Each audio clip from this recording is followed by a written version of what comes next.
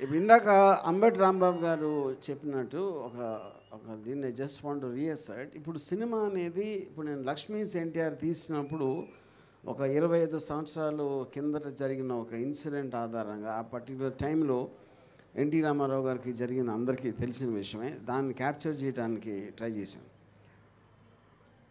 కానీ ఇది హిస్టరీ కాదు, ఇది ఎప్పుడో 20-30 సంవత్సరాల క్రితం జరిగిన కథ. ఇప్పుడు జరుగుతున్న, మొన్న జరిగిన, నిన్న జరిగిన, ఇప్పుడు జరుగుతున్న కథని ఇలాంటి ఆస్పెక్ట్ అనేది ఇంతవరకు వరల్డ్ హిస్టరీలో ఎప్పుడు రాలేదు నాకు తెలిసి. సో దాంట్లోంచి వచ్చిన ఒక ఒక కొత్తదనం అనేది నా మొత్తం కెరీర్లో అది ఆ కైండ్ ఆఫ్ ఏ అప్లికేషన్ నేను చేయలేదు. ఇప్పుడు ఈ సినిమా గురించి చెప్పటానికి ఏం లేదు. ఎందుకు లేదంటే పబ్లిక్ డొమైన్లో ఉన్న కొన్ని ఉంటాయి, అందరికీ తెలిసినవి కొన్ని ఉంటాయి. వేరే వేరే విశ్లేషకులు వాళ్ళు ఏం మాట్లాడతారు, వాళ్ళు ఏం అనలైజ్ చేస్తారు అనేది రకరకాల ఒక దృక్పథాలు ఉంటాయి. సో స్టోరీ కన్నా ఎక్కువ నా ఫీలింగ్ క్యారెక్టర్స్.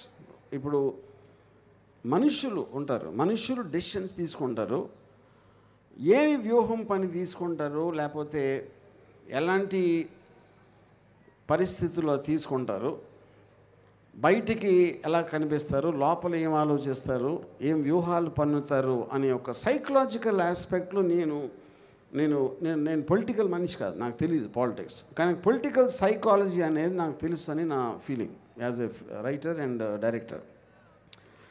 సో ఇప్పుడు క్యారెక్టర్స్ గురించి చెప్పాలి అంటే,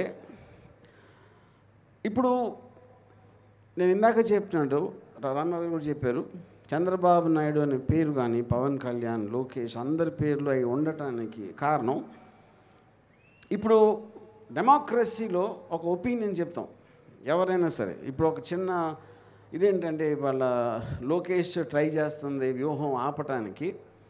తను వన్ ఆఫ్ ద థింగ్స్ ఏం పెట్టాడంటే, పిటిషన్లో ఇలాగ మమ్మల్ని కించపరుస్తున్నారు సినిమాలో. తను పొద్దున్న లెగిస్తే చేసేది ఉట్టి కించపరచడం. జగన్ని సైకో జగన్ అంటాడు, లేకపోతే మా హంతకుడు అంటాడు, ఇది అంటాడు, అదంటాడు, అది కించపరచడం కదా. అసలు ఇది మీనింగ్ ఉందా దానికి? చంద్రబాబు నాయుడు గారు కానీ, పవన్ కళ్యాణ్ కానీ, లోకేష్ కానీ, జగన్ గారు గవర్నమెంట్లో ప్రజలకు ఆ పని చేస్తున్న టైంలో వీళ్ళందరూ కేవలం అవతల వాళ్ళని తిట్టడం ఒక్కటే పని పెట్టుకున్నారు, అందరికీ తెలుసు. అలాంటి వాళ్ళు వ్యూహంలో వాళ్ళని కించపరుస్తున్నాను అనే దాని మీద కోర్టుకు వెళ్ళడం కన్నా పెద్ద జోక్ నేను. సో ఇప్పుడు క్యారెక్టర్స్ వైజ్గా ఇందాక నేను చెప్పినట్టు, ఇప్పుడు చంద్రబాబు నాయుడు గారు అని ఆయన ఒక అంటే నా పాయింట్ ఆఫ్ వ్యూలో నేను ఫస్ట్ ఆయన రిజిస్టర్ చేసింది ఎన్టీ రామారావు అని వెన్నుపోటు పొడిచిన. అంతవరకు నేను ఇప్పుడు ఫాలో అవ్వలేదు ఎక్కువ ఆయన గురించి. సో ఆయన ఫేమ్లోకి వచ్చిందే దాని నుంచి. వచ్చిన తర్వాత ఏమాత్రం కామన్ సెన్స్ ఉన్నా ఎన్టీ రామారావుని ఇంకా బ్యాడ్ క్యారెక్టర్గానే కన్సిస్టెంట్గా ఉంచితే అట్లీస్ట్ ఒక పాయింట్ ఆఫ్ వ్యూ ఉంటుంది ఆయన దృష్టిలో, ఆయనకు ఉన్న ఎక్స్పీరియన్సెస్ అని. ఎప్పుడైతే ఆయన పోయిన తర్వాత మళ్ళీ ఆయన దేవుడు చేసి ఆయన మహానుభావుడు ఆయనే కనిపెట్టాడు అంటే ఎన్టీ రామారావు గారికి ఉన్న ఫ్యాన్ బేసు ఎక్కడ పోతుందో అనే భయంతో అది చేయటం. సో అలాంటి వ్యూహాలు పన్నే ఆయన ఆబ్వియస్లీ అప్పటి నుంచి ప్రతి దానికి నేనే ఇది చేశాను, నేనే అది చేశాను అని చెప్పి అక్కడి నుంచి ఇంతవరకు ఆయన ఏం చేశాడో నేను ఒక మామూలు ప్రేక్షకుడిగా, one of the citizens of ఆంధ్రప్రదేశ్గా నేనైతే చూడలేదు. అప్పుడు నాకు ఒక ఒపీనియన్ ఏర్పడుతుంది తన మీద.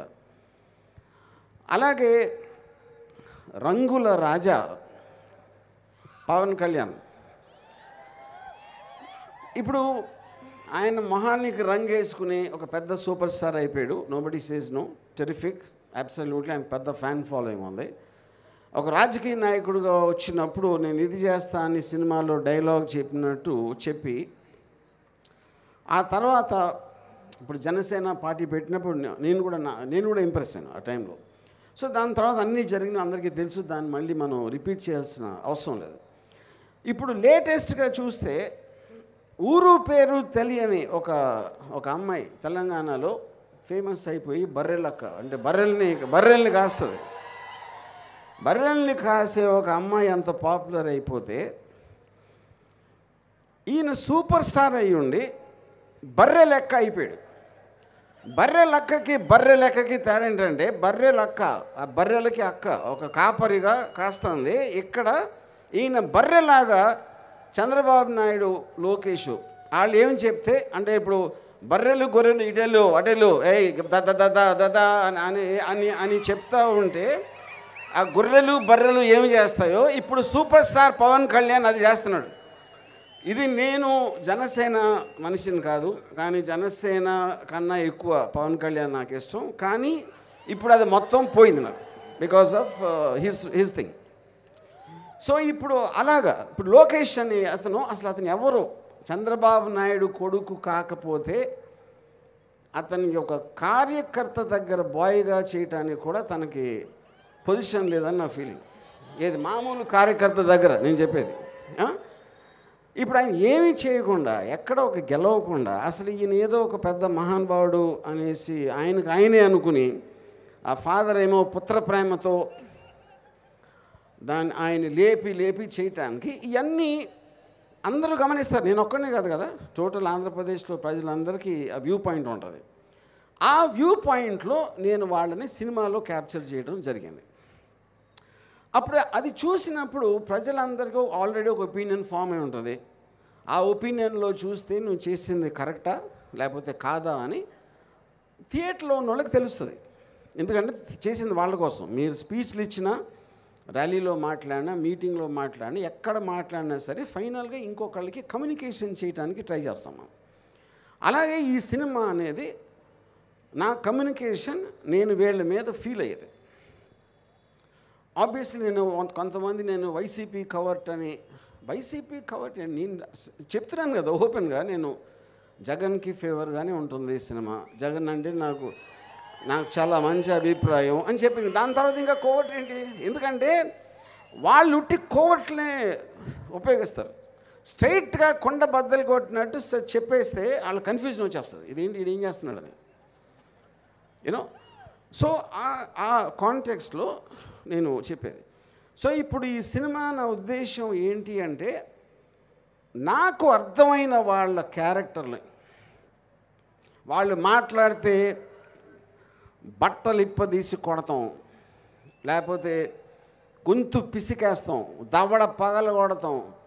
ఆయనేమో ఒక ఎర్ర బుక్ అంటాడు, అది ఎర్ర బుక్క ఎర్రి బుక్క అనేది మనకి తర్వాత తెలుస్తుంది యూనో. అంటే ఒక డిక్టేటరా మీరు? డెమోక్రటిక్ కంట్రీలో పేర్లు రాసేసుకుని వీళ్ళందరి సంగతి చేస్తా అంటే నాకు తెలిసి కిమ్ యాన్ యంగ్ కూడా చేసి ఉన్నాడు అలాంటిది నార్త్ కొరియాలో యూనో.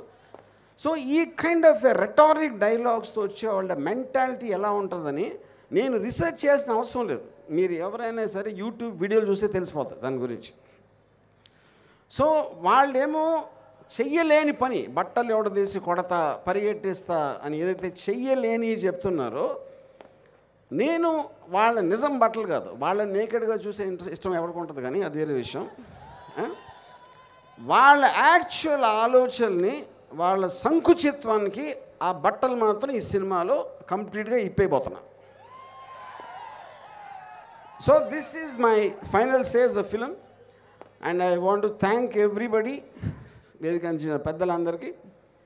అండ్ వ్యూహన్ సినిమా అనేది నేను ఇందాక చెప్పినట్టు it's a very unique kind of a film. అందుకని నా ఫీలింగు వాళ్ళు కూడా ఆ టెన్షన్ ఫీల్ అవడానికి అదే రీజను. ఇందాక చెప్పినట్టు ఆర్టికల్ 19 కాన్స్టిట్యూషన్ ఆస్పెక్ట్లో ఏ మనిషికైనా ఒక ఫ్రీడమ్ ఆఫ్ థాట్ ఉంటుంది, ఫ్రీడమ్ ఆఫ్ ఎక్స్ప్రెషన్ ఉంటుంది. సో నేను well with in the limits of legality నేను చేయటం జరిగింది. అందుకనే సెన్సార్ బోర్డ్ సర్టిఫికేట్ వచ్చింది మాకు. సో ద పాయింట్, అది హైయెస్ట్ అథారిటీ. దాని తర్వాత ఎవరైనా ఏమైనా ట్రై చేయొచ్చు, అది కోర్టులో మా అడ్వకేట్స్ ఆ రోజు వచ్చినప్పుడు వాళ్ళు చూసుకుంటారు. సో లైక్ దాసరి కిరణ్ గారు చెప్పినట్టు వీఆర్ ఆన్ ట్రాక్. డెఫినెట్గా 29న సినిమా రిలీజ్ అవబోతుంది. Thanks. So thank you RGV గారు, thank you so much. Yeah, and just one more thing, ఇప్పుడు టోటల్గా ఈ అంటే ఎవరైతే ఈవెంట్ ఆర్గనైజ్ చేశారో, కీర్తన మ్యూజిక్ డైరెక్టర్ కానీ, ఇది ఆర్గనైజ్ చేసిన జే మీడియా నరేంద్ర గారు కానీ, లేకపోతే